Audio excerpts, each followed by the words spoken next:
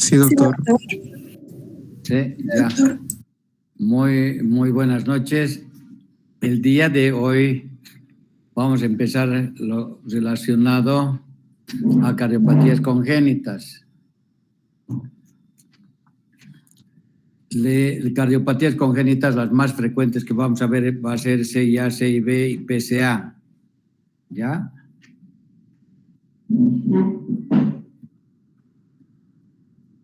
Tienen ahí las tres cardiopatías, las cuales son cardiopatías congénitas acianógenas. ¿Cómo se clasifican las cardiopatías congénitas? En acianógenas, aquellas que van a dividirse en dos subgrupos, las que tienen flujo pulmonar normal y las que tienen flujo pulmonar aumentado. Las tres cardiopatías congénitas van a ser aquellas que tienen flujo pulmonar aumentado, y entre ellas tienen ustedes la CIA, CIB y la PC, persistencia del conducto arterioso. Vamos a ver primero una de las cardiopatías congénitas, la comunicación interauricular. Si se fijan acá, tienen la aurícula derecha, ventrículo derecho, aurícula izquierda, ventrículo izquierdo, y vean acá donde dice comunicación interauricular, defecto del septum interatrial, la cual va a hacer que la sangre vaya de izquierda a derecha. O sea, son cortocircuitos de izquierda a derecha. Si tienen alguna duda después de que terminemos, preguntan por favor. Vean acá el corazón normal. El corazón normal, como no hay alteraciones a nivel del septum, los septum interatrial e interventricular están íntegros, la sangre, pues, de la aurícula derecha irá al ventrículo derecho, a través de la arteria pulmonar a los pulmones se oxigena, y a través de las penas pulmonares va hacia la aurícula izquierda, ventrículo izquierdo, y de ahí a la aorta. Cuando tienen ustedes comunicación interatrial, y dependiendo del defecto, como vamos a ver en la clasificación de la CIA, como hay cortocircuito, tienen defecto interatrial, la sangre oxigenada de la aurícula izquierda va a pasar a la aurícula derecha, que es sangre sin oxigenarse, y de ahí al ventrículo derecho, arteria pulmonar. ¿Cómo vamos a saber qué tipo de comunicación interatrial hay? ¿Cuáles son los tipos? Ostium primum, acá tienen con número 1. Son las cardiopatías que van relacionadas casi a la vía entrada del tracto de entrada del ventrículo derecho, la de acá. Este es septum ostium primum, ¿ya? Es la de acá.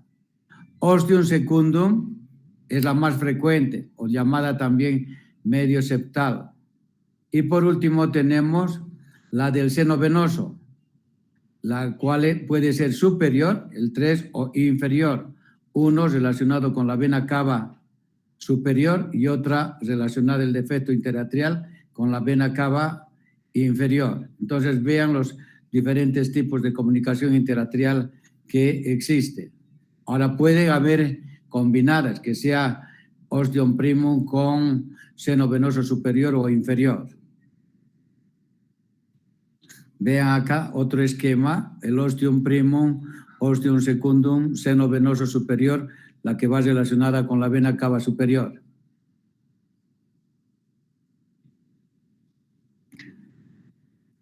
Como comentamos, son cardiopatías congénitas con corte circuito, decimos de izquierda a derecha. ¿Por qué? Porque la presión de las cavidades izquierdas es mayor que las cavidades derechas. Por eso es el cortocircuito que, dependiendo de la localización del septum interatrial, va a hacer que la sangre de la aurícula izquierda vaya a la aurícula derecha. Por eso llaman cortocircuito de izquierda a derecha. Como tienen acá en el esquema este, ¿qué va a haber? Sobrecarga de volumen, y va a depender del tamaño del orificio de la comunicación interatrial. Cuanto más pequeño sea la comunicación interatrial, obviamente el flujo, la sobrecarga de volumen va a ser pequeño.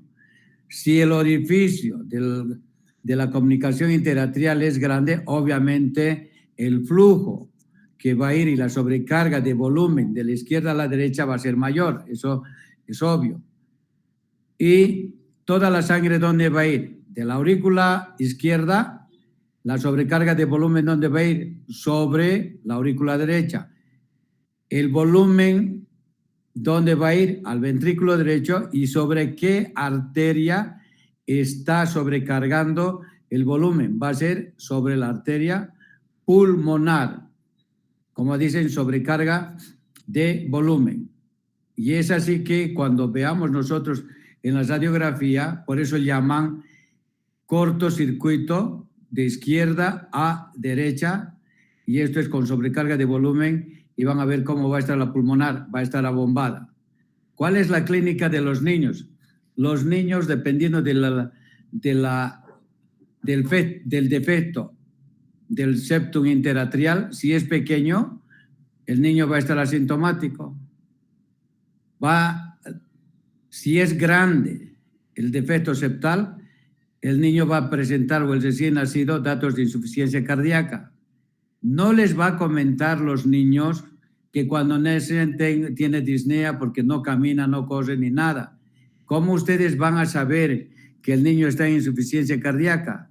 Entonces, es muy importante, cuando lloran, va a tener mayor sudoración, o cuando están recibiendo la mamadera, van a comenzar a tener sudoración. Y esos datos son que el paciente tiene insuficiencia cardíaca.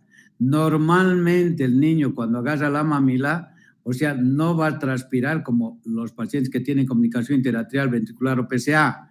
Ni hay sudoración, ni con el llanto van a tener sudoración. Entonces, para nosotros es importante ver estos datos, ¿ya? Porque el niño no les va a decir tengo disnea, tengo ortopnea, disnea de pequeños, medianos o grandes esfuerzos.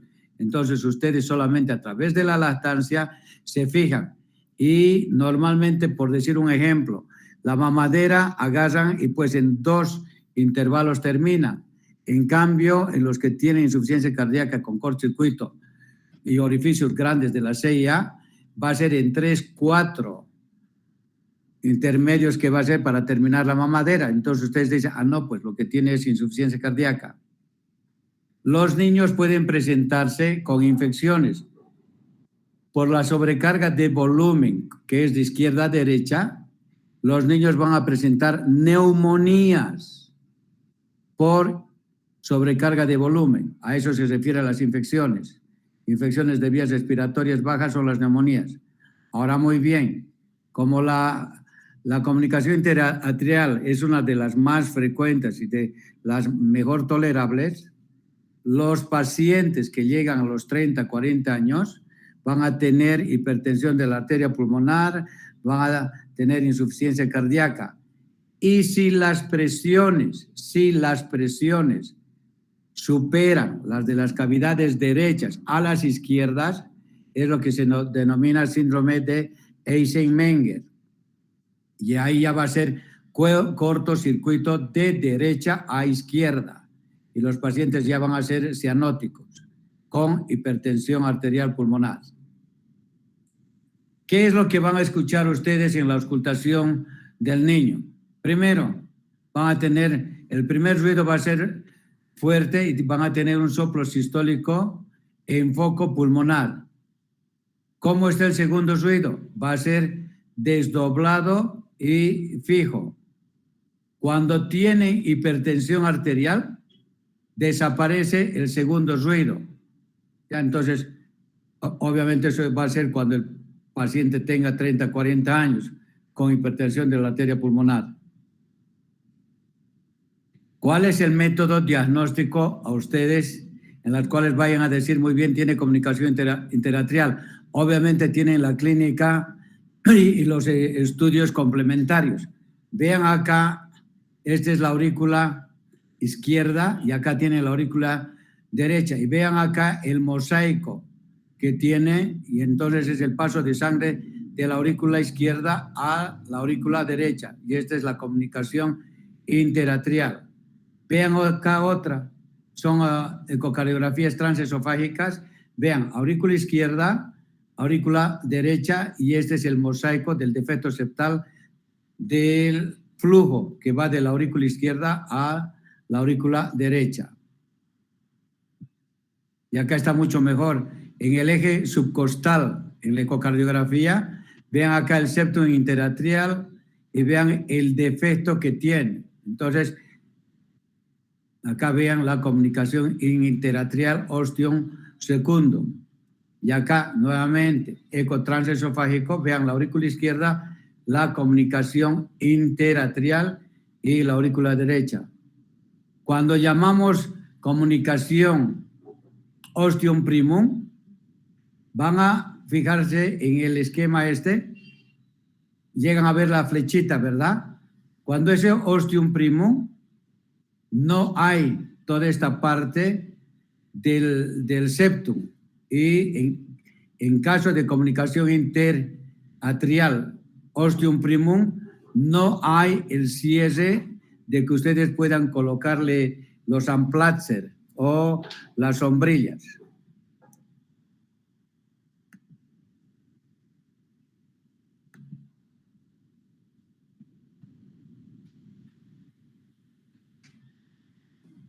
Vean acá, cortocircuito.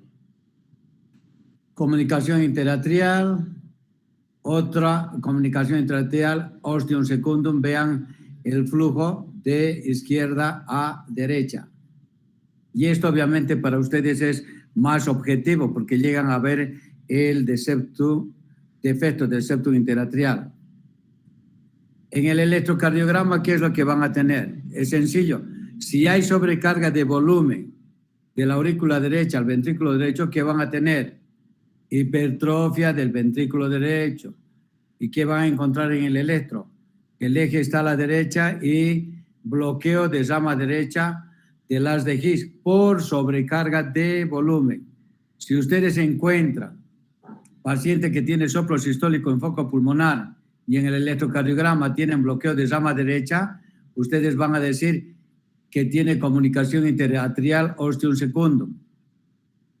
¿Qué dice acá? Escuchen bien, entren en el examen.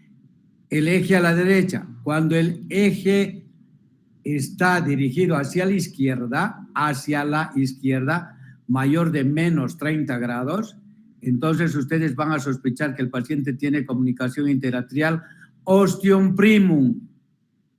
Tiene su soplo sistólico y activo en foco pulmonar, el electrocardiograma, el eje está a la izquierda, entonces dicen, tiene comunicación interatrial ostium primum. Y vean acá, en el ostium secundum, tiene crecimiento de cavidades derechas. Vean en D1, la R es más pequeña que la S, el eje está desviado a la izquierda. Y vean acá, en B1, R, bloqueo de rama derecha. Ya, entonces tienen acá. Entonces, ¿qué es lo que tiene? Comunicación interatrial ostium secundum. ¿Qué ven en la radiografía de tórax? Son las tres características que van a tener. Uno, van a encontrar ustedes cardiomegalia. Cardiomegalia, pero a expensas ¿de quién? De cavidades derechas, del ventrículo derecho. Uno. Dos, vean acá la aorta y acá está la pulmonar y vean la pulmonar abombada, y el hiperflujo pulmonar que va a tener. Entonces, ¿cuáles son las tres características que va a tener el paciente que tiene comunicación interatrial o interventricular? Cardiomegalia a expensas de cavidades derechas, ventrículo derecho.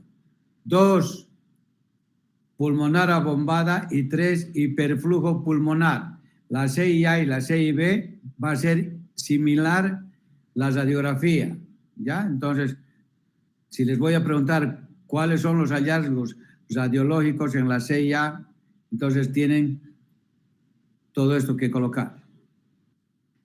antes de que hubiese el cateterismo, antes de que hubiese la ecocardiografía, para los diagnósticos tenían que utilizar ustedes cateterismo cardíaco y podían ver el salto oximétrico. Esto es para mostrarles a ustedes que la saturación de oxígeno y la presión dentro de las cavidades, cuando no había el eco, podían hacer cateterismo cardíaco. Vean acá en la vena cava cuál es la presión 5 y cuál era la saturación de oxígeno. Como no está oxigenada, va a ser 72%. En la aurícula derecha la presión es 5 y la saturación, acá vean, por el cortocircuito que viene sangre de la aurícula izquierda a la aurícula derecha, si se fijan acá, en la vena cava la saturación es 72, pero como hay ya flujo con sangre oxigenada, vean acá la diferencia de saturación de oxígeno de 72 a 84. Cuanto mayor sea el defecto interatrial, mayor será pues la saturación de oxígeno.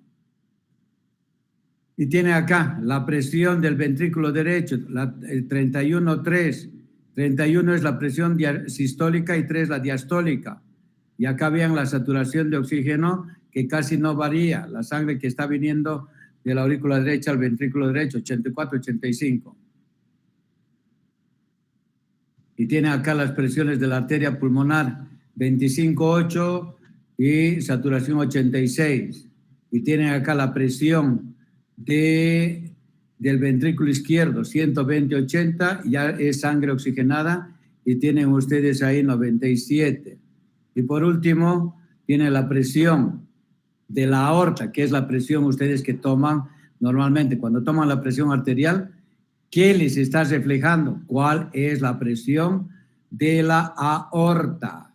¿Ya? Entonces, la presión de la aorta es 120/80 y como ya es sangre oxigenada, vean acá, la saturación es 97.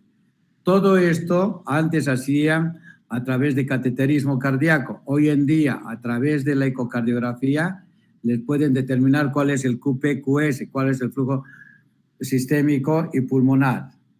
¿Ya? Esto es para que ustedes vean las diferencias de presiones en las diferentes cavidades, que hoy en día ya no se utiliza el cateterismo cardíaco, a no ser, escuchen bien, no utilizamos nosotros en la CIA, CIB, PCA, pero ustedes, cuando tienen pacientes con cardiopatías congénitas, tetralogía de Fallot, doble vía de salida del VI, transposición de grandes vasos, coartaciones, entonces sí van a requerir hacerle cateterismo cardíaco para ver cardiopatías complejas.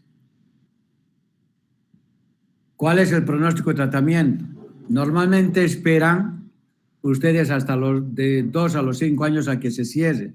Normalmente cuando son pequeñas se van a cesar ostium secundum, pero el ostium primum no se cierra.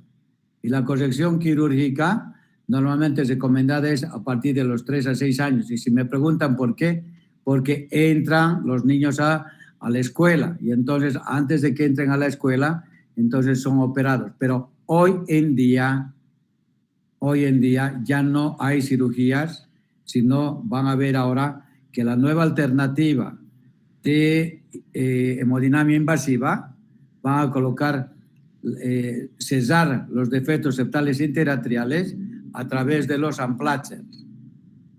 Cuando el flujo sanguíneo, el QP, flujo pulmonar, el QS es flujo sistémico, es mayor de 1.52, la mortalidad en los niños es menor de 2 años. Ahora, los pacientes que no son operados y tienen mayor de 40 años, lo que hay que hacer es hacer el control en forma periódica. Pueden presentar arritmias auriculares o el de acá ser embolia, escuchen bien, embolia cerebral, es lo que llaman embolia paradójica. ¿Y cuándo va a ocurrir?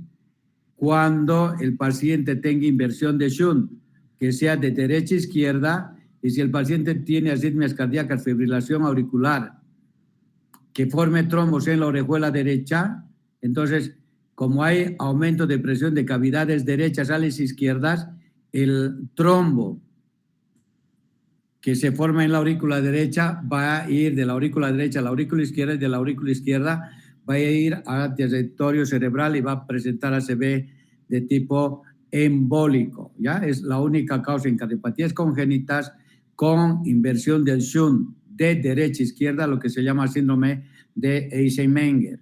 Entonces van a tener cuidado que el paciente después les aparezca, si no han hecho la corrección quirúrgica o hayan hecho ustedes la implantación de los Amplatzer, entonces pueden tener esa complicación. Ahora, no se realiza cirugía en los pacientes que tienen QP, QS menos de 1 o 1.5. No van a realizar cirugía, lo que les comento en síndrome de Eisenmenger, porque ya tienen alteraciones ahí ustedes de hipertensión pulmonar. Y lo que van a tener que hacer es cambio, trasplante corazón-pulmón. ¿Cuáles son las complicaciones de los pacientes que tienen CIA? Persistencia del shunt, si no han sido corregidos, formación de trombos, rotura de dispositivo cuando los Amplatzer son mal colocados, arritmias y los pacientes pueden morir por muerte súbita.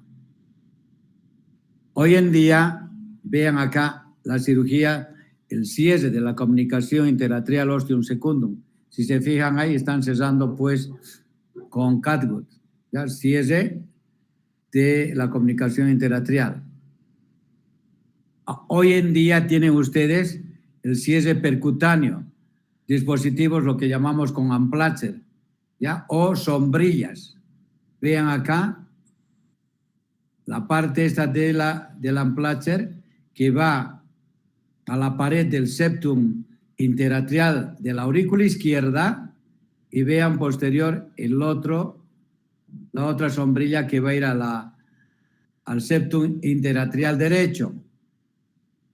Cierran y se cierra el defecto. Vean acá, implantan primero la sombrilla al lado izquierdo, aurícula izquierda. Después la sombrilla del lado derecho, de la aurícula derecha, y cierran el defecto. Cuando tienen ustedes la comunicación interatrial, es importante medir cuál es la distancia que tiene la comunicación interatrial, porque de acuerdo a eso van a pedir ustedes el número de Amplatzer. Si se fijan acá en la diapositiva esta, vean cómo se ancla en la parte superior del septum interatrial y la otra parte se ancla en la parte inferior del septum interatrial. Este dispositivo no, escuchen bien, no está indicado en la comunicación interatrial ostium primum porque no tiene este septum. Y la pregunta es, si no hay este septum, el que estoy remarcando ahorita, ¿dónde va a anclarse o dónde se va a sujetar el Amplatzer? O sea, no es indicativo el Amplatzer en comunicación interatrial ostium primum. Bueno, ya que vean cómo es la colocación del Amplatzer. Vean la defecto interatrial, vean el Amplatzer, que es el primero, tienen de la aurícula izquierda las sombrillas o paraguas que se llama, y al final tienen el cierre y ya no hay comunicación, ya no hay flujo de izquierda a derecha, ya está completamente cesado y ya no hay comunicación y no requiere cirugía. Vean acá la comunicación interatrial y vean acá ya el Amplatzer, ya que cesó la comunicación interatrial. Vean tan bonito acá, nuevamente. Vean gran comunicación interatrial, vean el jet que va de la aurícula izquierda a la aurícula derecha, todo es del flujo que va y es una comunicación, si se fijan acá, es una comunicación grande, más de 1 centímetro.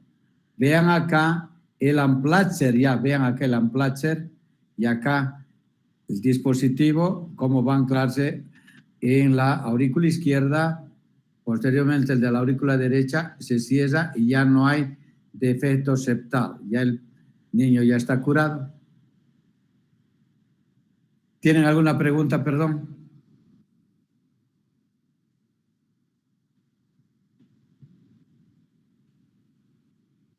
¿Tienen alguna pregunta?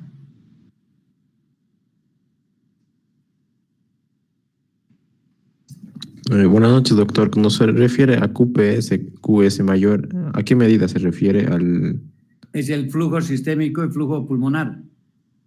O sea, Gracias. toman muestras y te van a decir el flujo es de 1.5 a 1.2, ¿ya?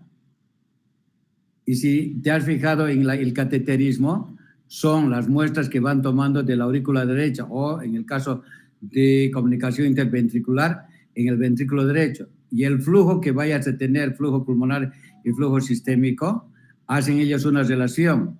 Y de acuerdo a eso te van a decir cuál es la relación y el compromiso hemodinámico que tiene, ¿ya?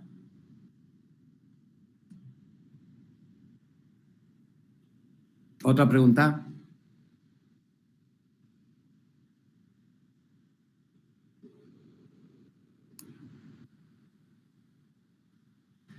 Vamos a ver ahora comunicación interventricular. Vean acá la gráfica, el defecto septal, este es el septo interventricular, y vean el defecto septal. Entonces, nuevamente, las cavidades izquierdas tienen mayor presión y en el caso este pues tiene presión de 128. Entonces vean acá, ¿dónde va a ir el flujo? Va a ir hacia las cavidades derechas. ¿Qué está sobrecargando? Sobrecarga de volumen. ¿Sobre qué arteria es la que va a repercutir? Sobre la arteria pulmonar. ¿Qué es lo que van a tener ustedes? Tan fácil ahora. Van a tener que, en la radiografía es similar al de la aurícula de la comunicación interatrial. Vean acá, es el corazón normal, en la cual los septos interventriculares intactos, por eso no hay cortocircuito de izquierda a derecha. En cambio acá ya, en la figura, vean acá el defecto del septum, y estas son lo que conocemos nosotros como comunicación interventricular de tipo muscular, porque está en el septum, en el tabique interventricular y es músculo, son las musculares de Roger. Vean acá el defecto del septum, cortocircuito de izquierda a derecha. ¿Cómo clasifican ustedes las comunicaciones interventricular? La comunicación interventricular puede ser única o puede ser múltiple. ¿Cómo clasifican según su localización? Tienen ustedes la de vía de entrada. Acá tienen la válvula tricuspidia y es lo que llaman CIB de vía de entrada. Donde está el septum interventricular, vean acá, es la perimembranosa. Estas comunicaciones son las que se cierran más frecuentemente. Tienen las musculares o las de Roger, las que están en el septum interventricular, y las infundibulares, que están por debajo del infundíbulo, ya sea de la válvula aórtica o de la válvula pulmonar, ¿ya? Entonces, de acuerdo a la localización, van a tener también ustedes la auscultación. Según el tamaño de la lesión, pueden ser grandes, mayor de 1, puede ser pequeño, menos de 1/3, mediano, mayor de 1/3, pero menos de 1 centímetro, en relación con el anillo aórtico. ¿Cuál es la fisiopatología? Es similar a de la comunicación interatrial, que es cortocircuito de izquierda a derecha. ¿Qué va a haber? Sobrecarga de volumen. Y al haber sobrecarga es hiperflujo, donde va a ir a los pulmones. ¿Y qué va a ser en el ventrículo derecho? Va a haber hipertrofia. ¿Sobrecarga de qué? Sobrecarga de volumen. Similar al de la comunicación interatrial. Las CIBs pueden clasificarse de acuerdo al tamaño. Menos de 1 centímetro, generalmente son las comunicaciones interventriculares llamadas musculares o de Roger, y que son cortocircuitos de izquierda a derecha. Y el QPQS, flujo pulmonar, la relación con el flujo sistémico es menor de 1.5 a 1. Las comunicaciones interventriculares que tienen de 1 a 1.5 centímetros de orificio de defecto son importantes, ¿ya? Pueden ser, la sobrecarga de volumen va a ser mayor. Los que tienen comunicación interventricular en la cual el cortocircuito sea mayor de 1.5 a 3, van a tener cuidado de que el paciente vaya a hacer comunicación interventricular hipertensiva, o sea, va a tener hipertensión de la arteria pulmonar. Cuando las presiones, cuando son grandes, entonces las presiones en las cavidades ventriculares se van a igualar e inclusive pueden superar la presión del lado izquierdo y tener la comunicación interventricular, lo que se llama síndrome de Eisenmenger, y el cortocircuito ya no va a ser de izquierda a derecha, el cortocircuito va a ser de derecha a izquierda. E igualmente, si tiene formación de trombos, pueden hacerles ACVs de tipo embólicos, ¿ya? Y cuando tienen ustedes ya el síndrome de Eisenmenger, ustedes ya no pueden hacer la corrección quirúrgica. ¿Por qué? Porque la presión de la arteria pulmonar supera la sistémica. Entonces está contraindicado el cierre. Y lo único que les queda a ustedes es hacer el trasplante corazón-pulmón. Cuando la CIB es pequeña, en la clínica es igual que la CIA, es asintomático. Y el soplo, ¿dónde va a encontrar? En mesocardio. El soplo lo sistólico irradiado en basa, ¿ya? Cuando la CIB es de gran tamaño, pues tienen el soplo en basa y dependiendo del tamaño, obviamente va a tener sintomatología disnea, el crecimiento es normal. Si son niños, igual que la CIA, sudoración profusa con el llanto o durante la ingesta de la mamila. ¿Y qué va a tener si tiene sobrecarga de volumen? Igual que la CIA, infecciones secundarias a neumonía por hiperflujo y tienen datos de insuficiencia cardíaca.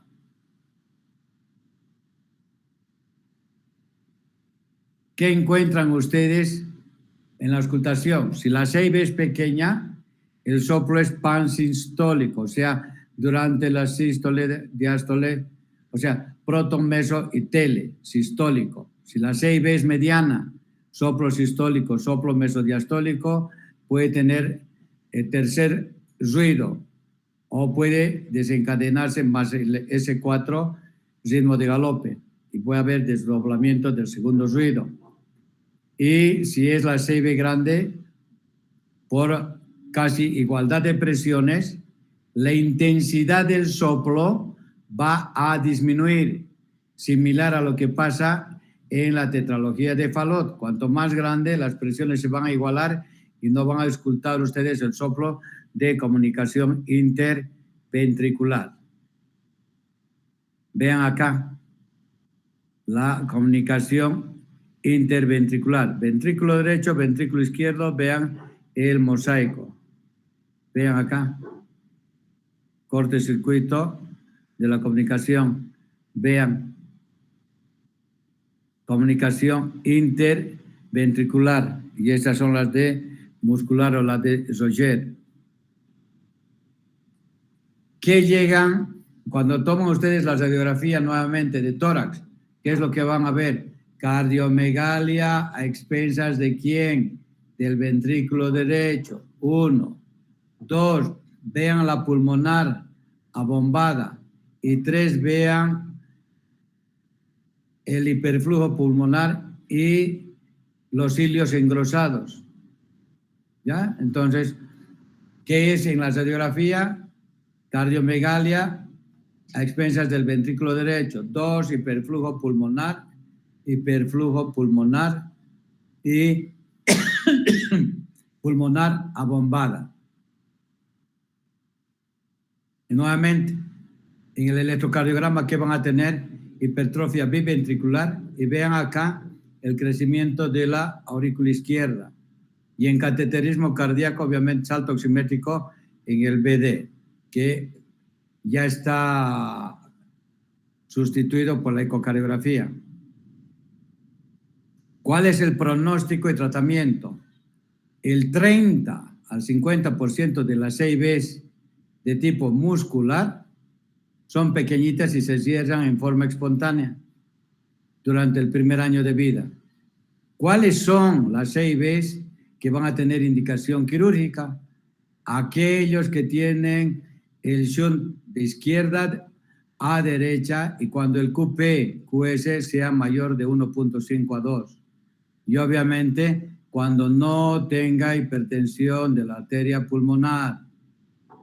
Ahora, cuando las CIB son grandes, puede condicionar retraso en el crecimiento y obviamente van a tener sintomatología de insuficiencia cardíaca. Ahora bien, cuando no van a hacer la cirugía, cuando hay aumento de las resistencias vasculares pulmonares. ¿Qué quiere decir? Cuando el paciente tenga el síndrome de Eisenmenger, aumento de la presión de la arteria pulmonar que supera la presión sistémica y entonces está contraindicado el cierre y como la CIA es igual similar a la CIB, lo único que le va a quedar al paciente es hacerse trasplante de corazón y pulmón. El tratamiento que pueden establecer ustedes son de dos tipos. Uno, cierre quirúrgico con parche. Vean acá. Vean acá lo que han hecho: sutura, colocar el parche y suturar. Tiene la aurícula derecha, el ventrículo derecho.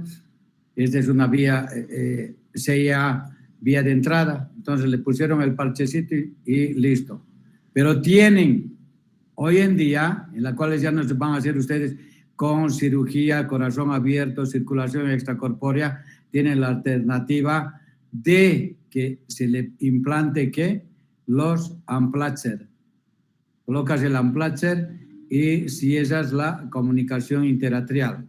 El paciente, aquel que está sometido a cirugía, va a estar como una semana que tiene que pasar a terapia intensiva y demás cosas. En cambio, el de acá, le hacen el cateterismo, implantan los Amplatzer y a las 24, 48 horas está dado de alta sin tener que haber sufrido la cirugía de la esternotomía media. Entonces, vean los avances de la tecnología.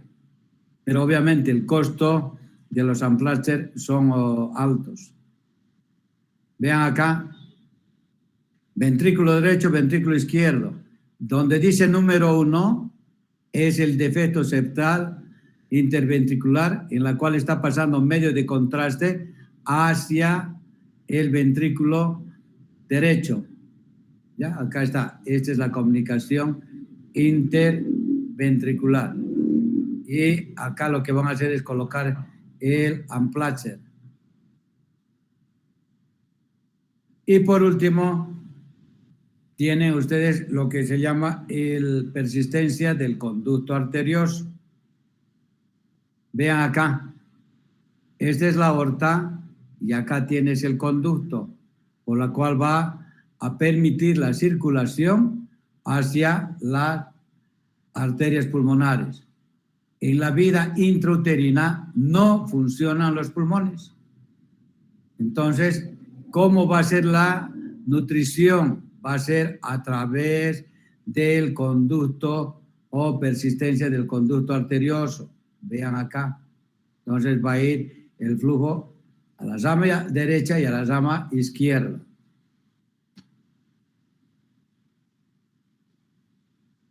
Vean acá, esta es la persistencia del conducto arterioso. ¿Ya? Corazón normal y ducto persistente. Y entonces, ¿cuál tiene más presión? ¿La aorta o la arteria pulmonar? que va a tener va a ser la aorta. ¿Cuál es la presión? 120/80. ¿Y cuál es la presión de la arteria pulmonar? Va a ser 25. Entonces, vean la diferencia. Entonces, el flujo va a ser cortocircuito de izquierda a derecha, de la aorta a la arteria pulmonar.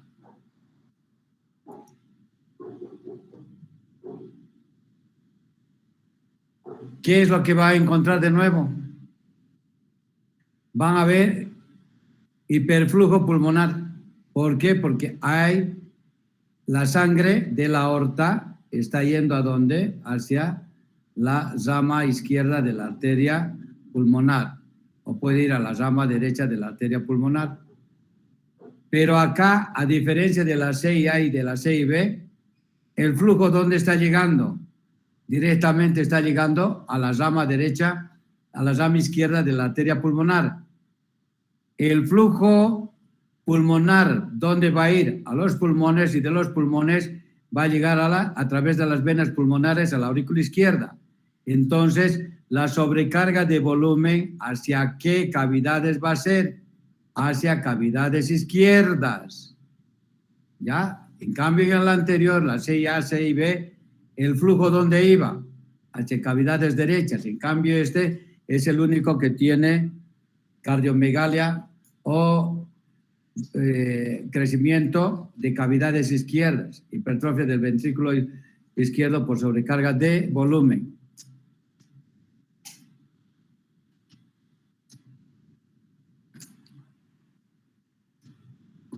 Cuando ustedes, permítanme, cuando la persistencia del conducto arterioso, el diámetro es menos de 4 milímetros, el niño va a estar asintomático. Si el conducto arterioso mide de 5 a 8 milímetros, puede estar asintomático hasta la tercera década de la vida. ¿Qué es lo que van a encontrar ustedes en la clínica? El pulso de la arteria femoral va a ser de tipo Seller y Saltón. Y acá es, los que van a rotar conmigo, los que están viendo enfermedad renal con hemodiálisis, ya algunos ya han escuchado el soplo en maquinaria, soplo sístolo-diastólico, soplo durante toda la sístole y soplo durante la diástole. ¿Ya? Entonces, es lo que llaman ustedes soplo en maquinaria o soplo sístolo-diastólico, que va irradiado a la región infraclavicular izquierda. Entonces, el paciente, como las otras dos cardiopatías, va a presentar disnea, igualito sudoración profusa. Cuando llore el niño, pues sudoración, va a presentar palpitaciones y asitmias auriculares. Y cuando la PSA es de gran tamaño, por el hiperflujo pulmonar que va a tener, y como son a cavidades izquierdas, va a tener datos de insuficiencia cardíaca. Y si hay inversión del shunt, ¿qué quiere decir? Que ha superado la presión de la aorta, entonces el paciente que va a tener cianosis e hipertensión de la arteria pulmonar. ¿Cuál de las tres patologías de cardiopatías congénitas es la que les va a producir en edad temprana hipertensión pulmonar? Va a ser la persistencia del conducto arterioso. ¿Ya? Como bien hemos comentado, los pacientes que tienen CIA, la hipertensión de la arteria pulmonar va a ser a los 40 años.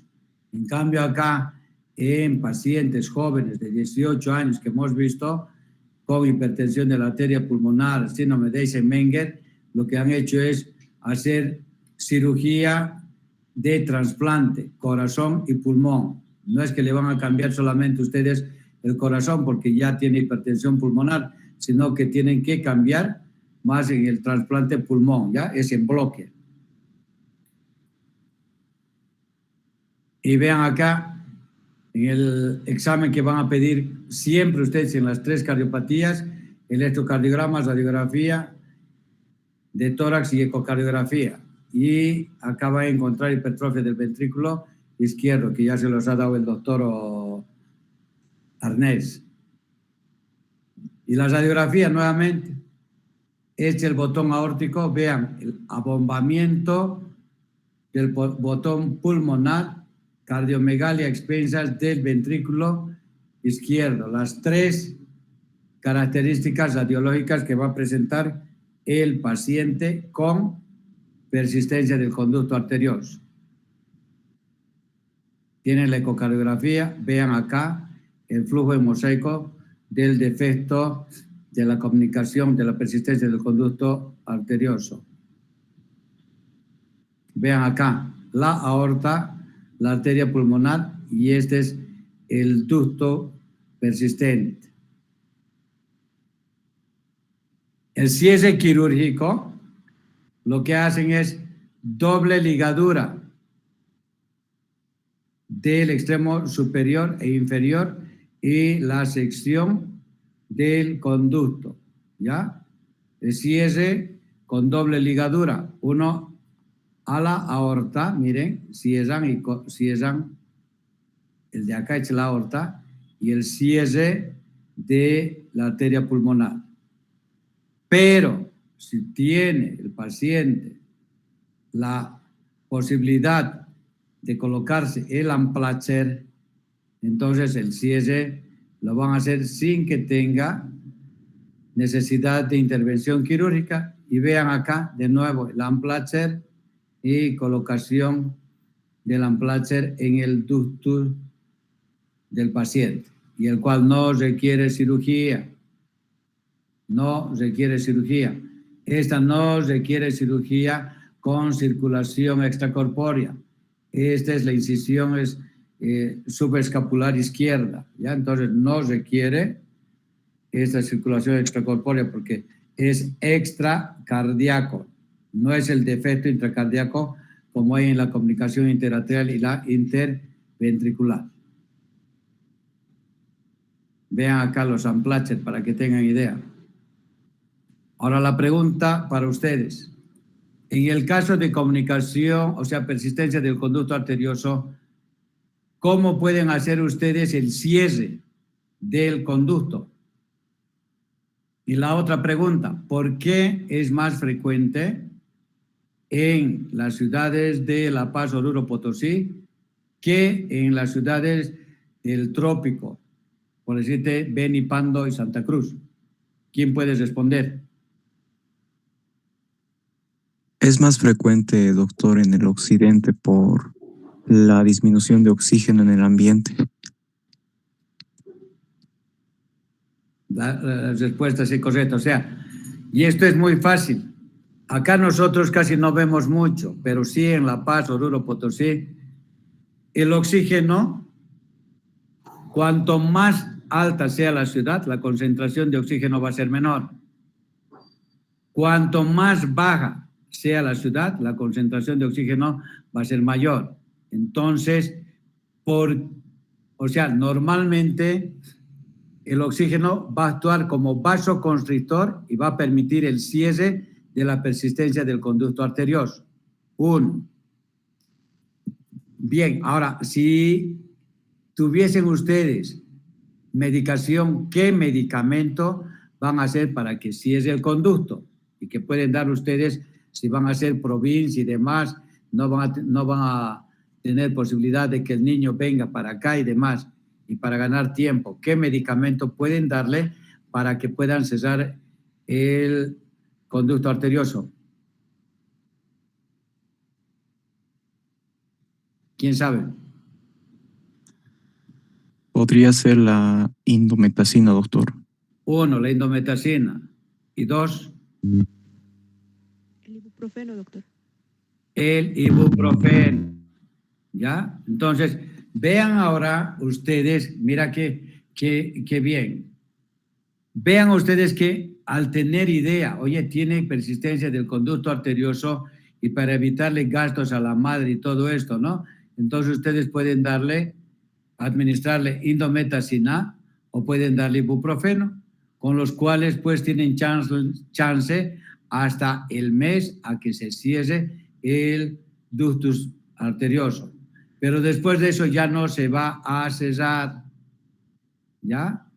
Ahora la pregunta, si tienen CIA, CIB y PSA, ¿por qué es mi inquietud de que ustedes tengan que aprender? ¿Cuál tuvieran que cesar primero?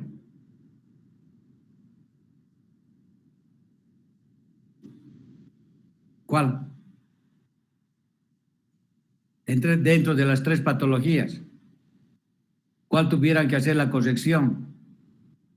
Ya sea quirúrgica o por Amplatzer.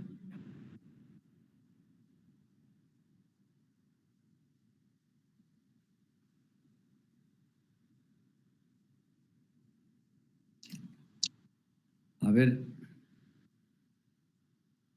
¿cuál creen? CIA, doctor. ¿CIA? ¿Cuál es otra opinión? ¿Cuántos alumnos hay? Ahorita voy a ver. Todas las preguntas y dudas pueden hacerlas. Están en época que tenemos que aprender todos los días. A ver, vamos a ver.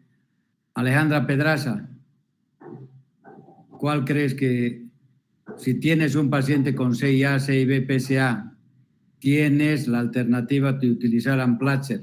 ¿A cuál de ellos cesarías primero? ¿Y por qué? Zaisa, Alejandra Pedraza.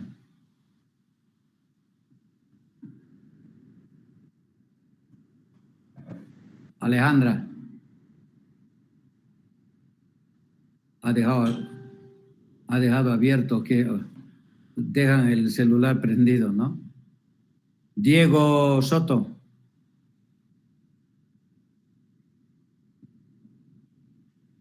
Diego Soto. El PSA, doctor. PSA, ya. La respuesta es PSA. ¿Por qué? Porque le estoy comentando, la CIA va a ser a los 40 años que haga hipertensión pulmonar. La PSA, si es grande, les va a hacer hipertensión pulmonar. Entonces, el diagnóstico que tengan que hacer es importante para que ustedes puedan hacer que el niño o la niña tenga una vida feliz. Porque si llega a 18, 19 años, hipertensión de la arteria pulmonar, en la cual ya no tengas chance quirúrgico, ni doble ligadura, ni sección del conducto, ni colocarle Amplatzer, lo único que te queda que es hacerle trasplante corazón-pulmón. La pregunta es, ¿cómo fue posible de que no se le haya hecho el diagnóstico a la niña? Porque estas son cardiopatías congénitas que nacen con defecto, son cardiopatías adquiridas, son congénitas. Entonces vean la importancia para ustedes, ¿ya?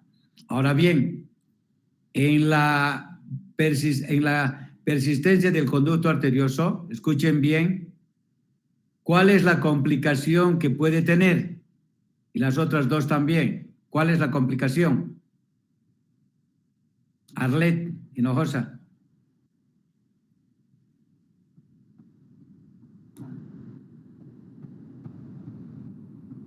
La complicación que puede tener en la persistencia del conducto arterioso, escuchen bien, es la endarteritis infecciosa. Escuchen bien, complicación endarteritis infecciosa. Cuando veamos endocarditis infecciosa, porque es el endocardio, acá es la arteria, ¿ya? Por eso llaman endarteritis infecciosa, porque es la arteria la que va a estar infectada y se va a presentar vegetaciones y pues puede hacerles todas las complicaciones que vamos a ver en endocarditis. No van a hablar ustedes endocarditis infecciosa, se llama endarteritis porque no tiene endocardio la arteria pulmonar. Entonces, ¿cuál es la complicación del paciente que tiene persistencia del conducto arterioso? Tener que hipertensión pulmonar endarteritis infecciosa. ¿Alguna pregunta?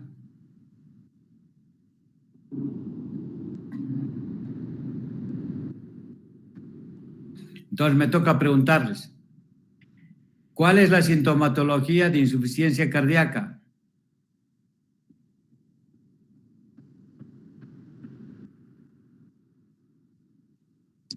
En los niños, ¿verdad, doctor? Niños, adultos, porque ya han llevado insuficiencia cardíaca. En términos generales, ¿cuáles son los signos y síntomas en falla cardíaca derecha?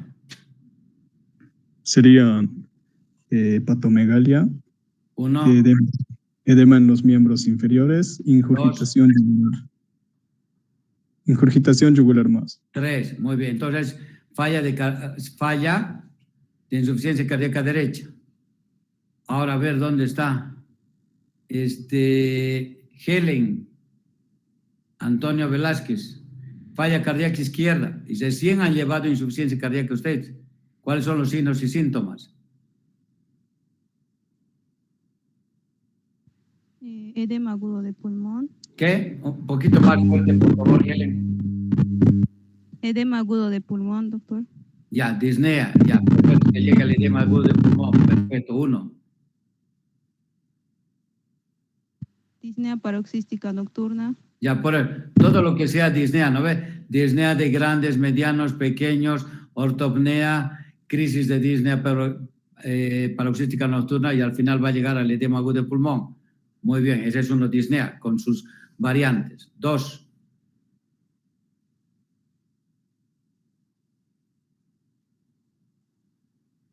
¿Qué vas a encontrar a la auscultación? Los estertores pulmonares. Claro, si tienes edema agudo de pulmón vas a tener los estertores húmedos, ¿verdad? Muy bien, perfecto. 3. ¿Qué auscultas en el corazón?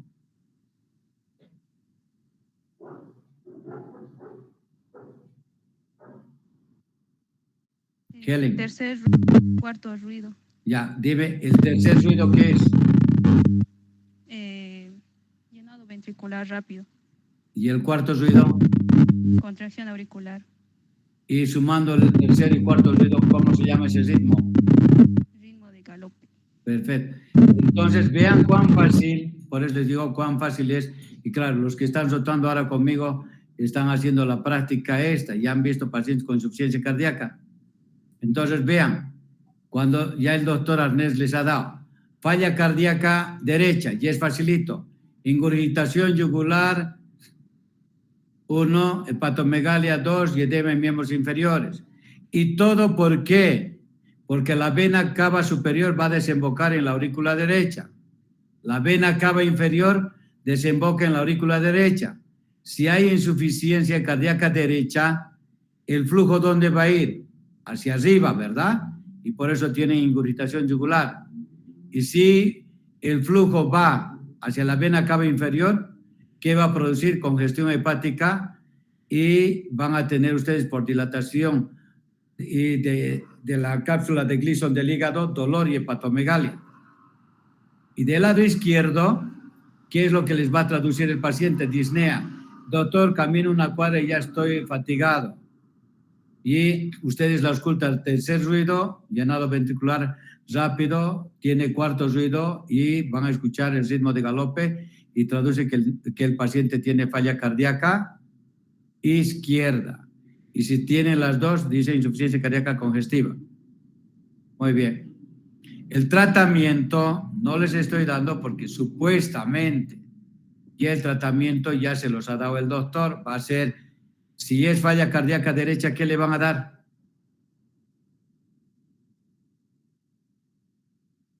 Alicia Casano. ¿Qué le dan? Si es falla cardíaca derecha.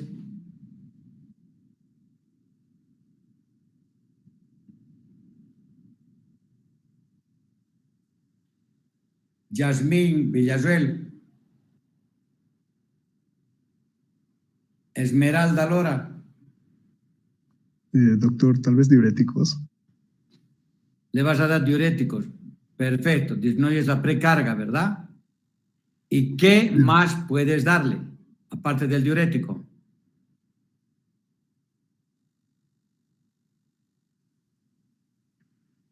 Para la próxima charla les voy a dar tetralogía de Fallot. Van a ver enfermedad de Epstein. Entonces, me van a revisar, como ya han visto, tratamiento de insuficiencia cardíaca, y les voy preguntando, y así van a estar ustedes más capacitados ya cuando vayan a hacer la práctica, todos los signos y síntomas de insuficiencia cardíaca derecha e izquierda. ¿Tienen alguna pregunta, perdón?